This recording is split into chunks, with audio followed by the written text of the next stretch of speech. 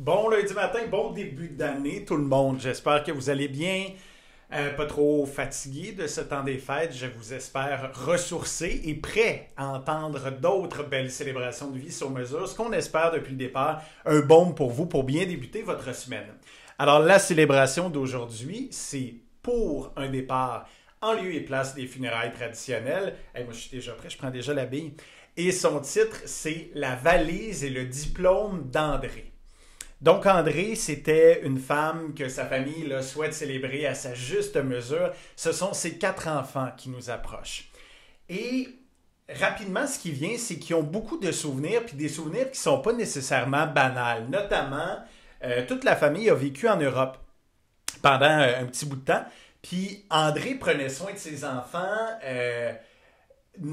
notamment à travers une petite valise grise qui est vraiment restée dans leurs souvenirs. Donc, quand ils étaient sur la route pour visiter, parce que c'est ça l'Europe, souvent, tout est plus facile d'accès, tout est plus proche, donc à distance de voiture, et elle préparait toujours des petits repas via la fameuse valise grise qui est restée très, très présente dans leur cœur. Et ce qui vient ensuite, c'est que elle avait un rêve. Un rêve qui n'a pas été assouvi, qui aurait été d'obtenir son diplôme universitaire.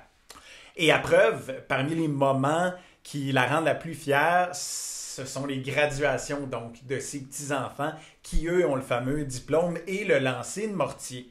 Donc, en réfléchissant, en brainstormant en bon français, avec notre créatrice de moments, Hélène, qui couvre l'Estrie, les cantons de l'Est, on se dit « Hey, pourquoi on ne contacterait pas les amis de l'Université de Sherbrooke pour voir si on ne pourrait pas louer une salle? » Ça fonctionne.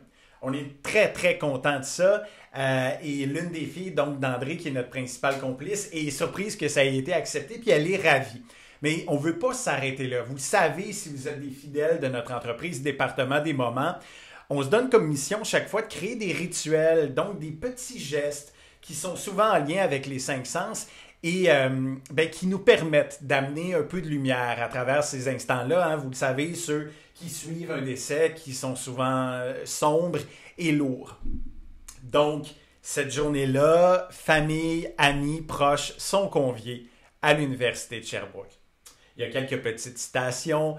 On retrouve donc une valise grise, thermos, qui n'est pas sans rappeler tout de suite aux enfants leur enfance, justement. Il y a la musique. Il y a des musiciens qui sont sur place parce qu'André appréciait beaucoup, notamment la musique classique, les airs français, rappel de ces années européennes-là. Et Hélène, donc, qui agit comme créatrice de moments, mais qui a des années d'expérience, des centaines de célébrations aussi, comme célébrante sous la cravate, explique à un moment donné, donc, dans son discours, qu'il y aura un diplôme honoris causa.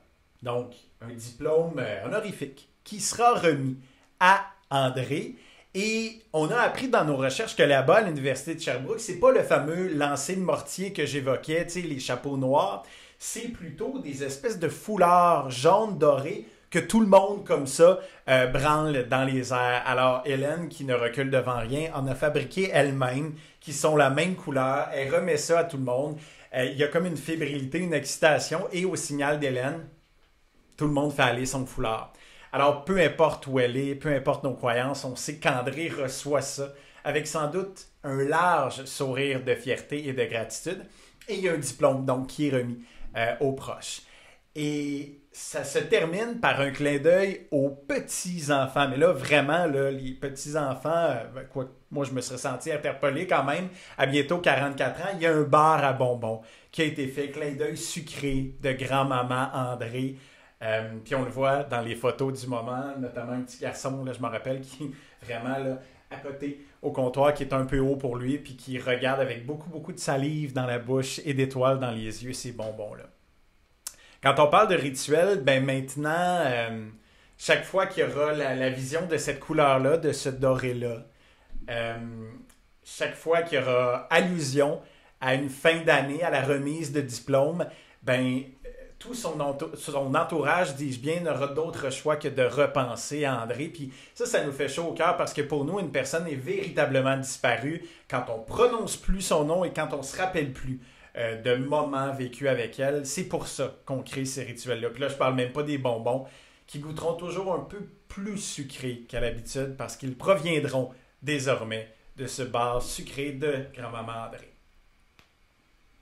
Alors, encore une fois, toute notre sympathie à ses proches. Un grand merci pour leur confiance. Et si vous, à la maison, au bureau, vous vous sentez interpellé par ces célébrations de vie-là qui sont souvent avant un départ ou pour un départ au lieu des funérailles que vous connaissez, ben, on est là pour vous partout. Hélène en Estrie, mais 19 autres créatrices de moments partout au Québec. Donc, départementdesmoments.com.